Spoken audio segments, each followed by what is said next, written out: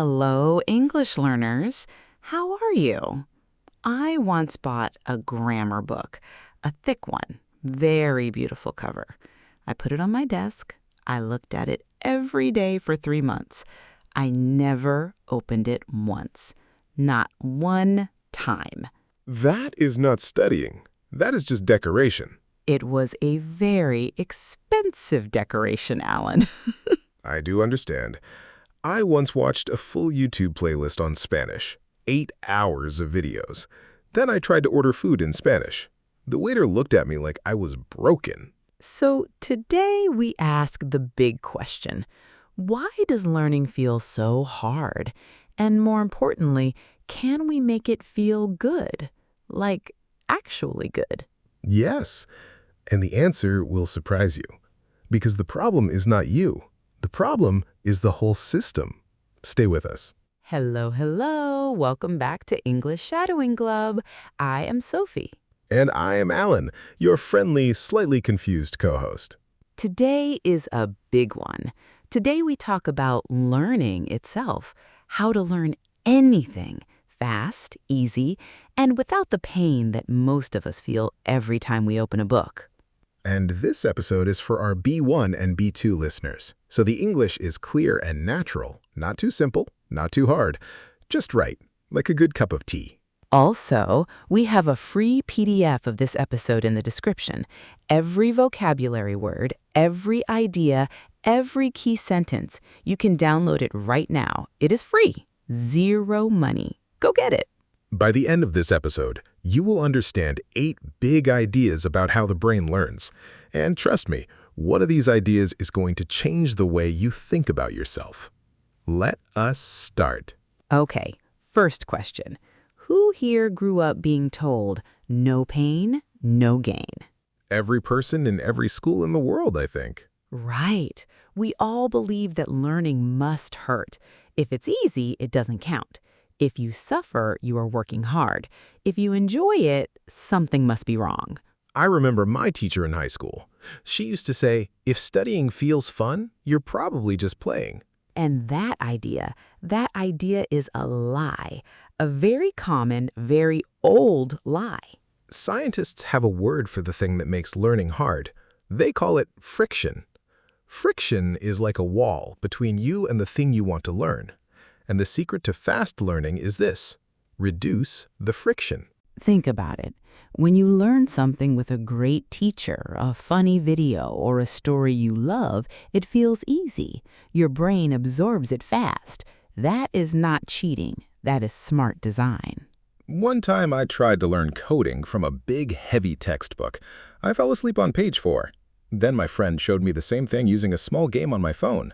I finished the whole course in 1 week. Same information, less friction, completely different result. The lesson here is simple. Hard work is good, but suffering is not the same as learning.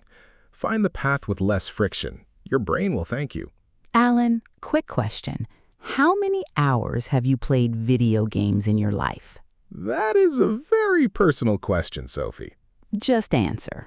Okay, a lot. Many, many hours. Possibly too many. And were you ever bored? Did you ever want to stop? No, never. I would play for 5 to 6 hours and feel like it was only 30 minutes. Interesting. Now, why can you do that with a game but not with a textbook? Because the game is fun and the textbook is not? That is part of it, but there's a deeper reason. It's called level design. In a video game, you start at level 1. It's easy. You win quickly. Your brain gets a small reward, a little feeling of success. Then level 2 is a little harder. You struggle a bit, but not too much. You win again. And this pattern, easy win, small challenge, easy win, small challenge, this is how your brain loves to learn. And in school you start at chapter 1. It's hard. You fail a test. You feel stupid. There is no reward. There's only judgment. Exactly. The school system was not built for learning. It was built for obedience, for producing workers, not thinkers. Wait, who built it that way? This is called the Prussian system. It started in Prussia, a country in Europe, about 200 years ago. Factories needed workers who could follow rules, sit still, and do the same job every day. So schools were designed to train people for that, not to make them curious, not to make them creative. That makes me feel less stupid about school, and also a little angry. Good. Use that anger. Channel it into learning the way your brain actually works. Design your own levels. Start easy, win small, build up slowly. Okay, Sophie, you know what compound interest is, right? Yes, it's when money grows on top of money. You earn interest on your interest, so small savings become big over time. Knowledge works the same way, and this is one of the most exciting ideas I've ever heard. Tell me more. So, at the beginning, learning is slow. You study English for a week and you feel like you know nothing. You study for a month and you're still confused. It feels like you're going nowhere, like you're pushing a huge rock up a hill. I remember that feeling so well.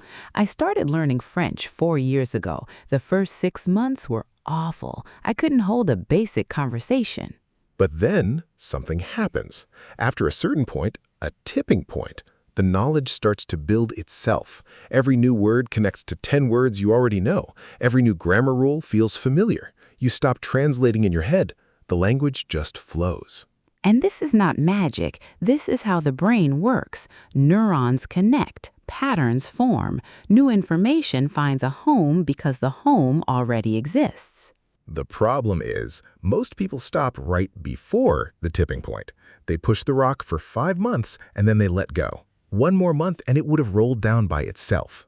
So the lesson here is don't stop at the hard part. The hard part is not a sign that you're failing. It's a sign that you're almost there. Stay in the game long enough for your knowledge to compound. And one day, boom, it all clicks. Here's something that sounds strange. To learn better, you need to forget more. I'm already great at forgetting. This is my best skill.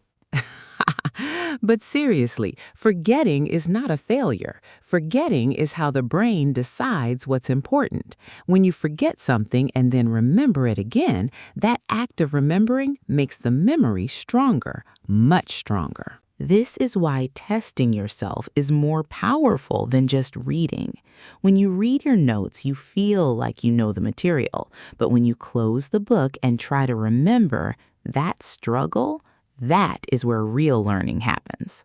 Scientists call this the testing effect, or retrieval practice, and it is one of the most proven ideas in all of education research. In university, I used to read my notes again and again. I would highlight everything. My whole book was yellow. And then I would walk into the exam and remember almost nothing. Classic. Reading feels productive, but it is not the same as learning. Now, I close the book, I try to explain what I just read out loud, like a crazy person talking to himself, and it works so much better. And here's the biology part. Your brain was not built for school. It was built for survival. For thousands of years, humans learned by doing, by moving, by telling stories around a fire, not by sitting still and reading for 6 hours. So, when you want to learn something, connect it to a story. Connect it to your real life. Connect it to a feeling. Your brain loves that. It remembers stories forever. It forgets dry information very fast. Think about your life right now. What is a problem you face today? Now find the thing you want to learn and connect it to that problem. Your brain will pay full attention. Sophie, can I tell you a secret? Always. When I'm curious about something, like really, truly curious, I don't feel pain. I feel the opposite. I feel pulled, like a magnet. That feeling has a name. Dopamine. It's a chemical in your brain, and curiosity triggers it. When you're curious, your brain releases dopamine, and dopamine feels good. It's like a natural painkiller for the difficulty of learning. So curiosity is actually like medicine? In a way, yes. And you can train your curiosity. Ask better questions. Instead of, I must study this chapter, say, I wonder why this works. I wonder what happens if I try this. Turn learning into a mystery you want to solve. You know, when I was a child, I was told I was slow. A teacher actually told my mother, "This boy is not smart. He will not go far." I remember that day. I remember sitting in the hallway feeling small. Allen? No, it's okay. Because now that memory gives me energy. Every time I learn something new, every time I speak a language, every time I understand a hard idea, I think about that teacher. And I smile. And this connects to the last idea, identity shift. The most powerful thing you can do for your learning is change the story you tell about yourself. What do you mean? Most people say, "I'm trying to learn English," but that framing makes you a beginner, always struggling, always not there yet. Try this instead. "I'm an English speaker. I'm building my skills every day." You act like the thing you want to become, and slowly your brain starts to believe it. Research shows that this identity shift can make you learn 10 times faster because you stop asking, "Can I do this?" and start asking, "How do I do it better?" And the joy of mastery, that moment when you first do the thing you worked for, playing a song on the guitar, speaking a full sentence in a new language, solving a hard problem, that joy is pure. It's one of the best feelings a human can have, and it's available to every single one of you listening right now. You just need to stay in the game long enough to feel it. All right, time for our word tour. These are real words from our conversation today. Let's go through them together. Word number 1, friction. Friction means something that slows you down or makes things harder. Example 1, there's a lot of friction in this process. Too many steps, too many rules. Example 2, good teachers reduce friction so students can focus on learning. Now you say it. Friction. Word number 2, compound.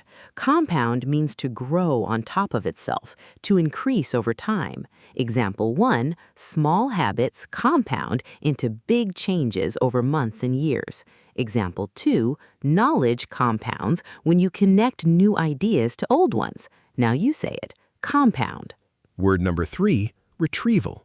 Retrieval means the act of finding and bringing back something from memory.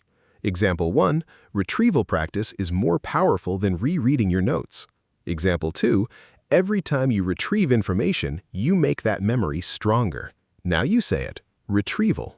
Word number 4, tipping point. A tipping point is the moment when a small change causes a big result. Example 1, after 6 months, she reached a tipping point and her English improved fast. Example 2, once enough people use a technology, it hits a tipping point and spreads everywhere. Now you say it, tipping point. Word number 5, dopamine. Dopamine is a chemical in the brain that makes you feel good and motivated. Example 1, every time you complete a small goal, your brain releases dopamine. Example 2, curiosity triggers dopamine, which is why curious people love to learn. Now you say it, dopamine. Word number 6, identity. Identity is how you see yourself and the story you tell about who you are. Example 1, his identity as a reader helped him study every single day. Example 2, when she changed her identity from student to expert, her progress doubled. Now you say it, identity. Word number 7, absorb. To absorb means to take in information and make it part of you. Example 1, children absorb language fast because they are not afraid to make mistakes. Example 2, when a story connects to your life, your brain absorbs it better. Now you say it, absorb. Word number 8, obedience. Obedience means doing what you are told without question. Example 1, the old school system was designed to teach obedience, not creativity. Example 2, true learning requires curiosity, not just obedience to rules. Now you say it, obedience. Word number 9, mastery. Mastery means getting very good at something through practice and time. Example 1, mastery of a language takes time, but the reward is worth it. Example 2, the joy of mastery is one of the best feelings in human life. Now you say it, mastery. Word number 10, channel. To channel means to direct your energy or feelings towards something useful. Example 1, she channeled her frustration into hard work and got excellent results. Example 2, channel your curiosity into questions that make you want to keep going. Now you say it. Channel. Okay, before we say goodbye, we have 3 questions for you. These are not school questions. There are no right answers. They're just for you to think about. Maybe write them down. Maybe share them with a friend. Question 1. Think about something you learned easily and happily in your life. Maybe a sport, a game, a skill, a song. What made it easy? What was different about that experience? Question 2.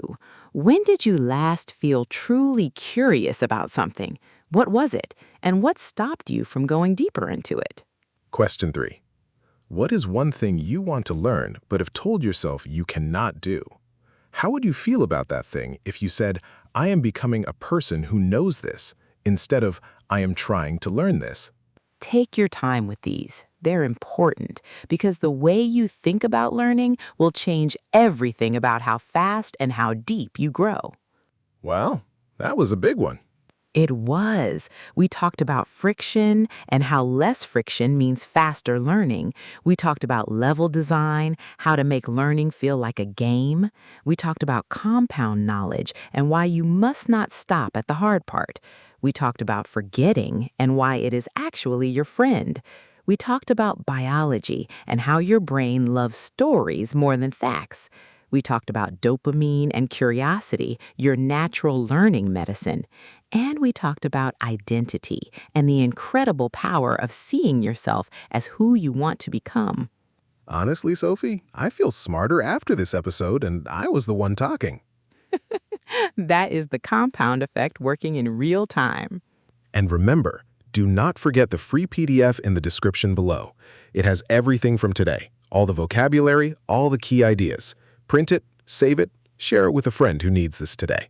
If this episode helped you, please subscribe to English Shadowing Club. Share it with one person. That's all we ask, one person. Because maybe that one person is going to hear something today that changes their life.